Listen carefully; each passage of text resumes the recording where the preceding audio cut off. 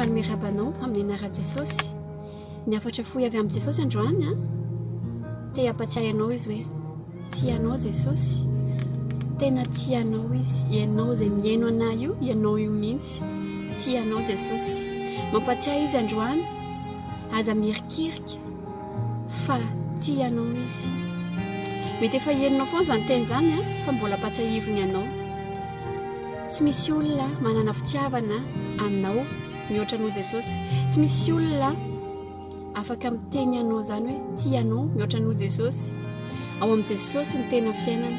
Ninona bangy eo amin'ny fiainanao io, ninona zavatra tsy ampy eo amin'ny fiainanao, tsy ampy fitiavana. Jesosy ilay ilainao. Te hanjaka eo amin'ny fiainanao izy, te hameno io bangy eo amin'ny fiainanao io izy. Ao amin'ny Jesosy ny tena fiainana. Izy ilay tena izy. Izy ilay tsara indrindra, sady tianao indrindra. Na fony haino anao izy mba hanananao fiainana mandrakizay. Jaona 3:1-9. Dia iray izany fitiavana izany androany. Ndaontsika hivavaka hoe Jesosy misaotra anao no fitiavanao, nanoloranao ny ainao teo amin'ny hazo fijaliana ho anay. Misaotra Jesosy fa mbola mampatsiahy anao hoe tianay.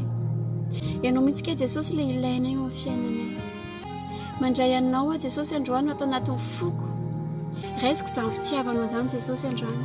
Raisiko izany fiainanao aminao izany Jesosy androany. Mino fa ianao ilay zanak'Andriamanitra. Mino fa ianao ilay nanolotra ny ainao teo amin'ny hazo fijaliana mba hananako fiainana mandrakizay.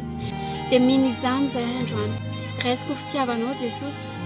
Raisiko ianao ho tompo sy mpamonjy ny fiainako. Dia fenoy dia misaotra fa atolotra anao koa fitiavako Jesosy androany. Misaotra Jesosy fa afaka manana fiainana mandrakizay. Amin'ny anaranao Jesosy. Amen. Dia izay ny afatra fohy toy izy mivavaka ao raha mbola te hivavaka ianao fa Jesosy efa eo akaikinao eo, efa ao anatin'ny fonao izy. Rehefa mino ianao, rehefa mandray azy ianao, dia eo izy, ao anatinao izy. Raisy ny fitiavan'i Jesosy hoento eo amin'ny fiainana isan'andro isan'andro. Dia mahereza indrindra tompoko mirary soa anao.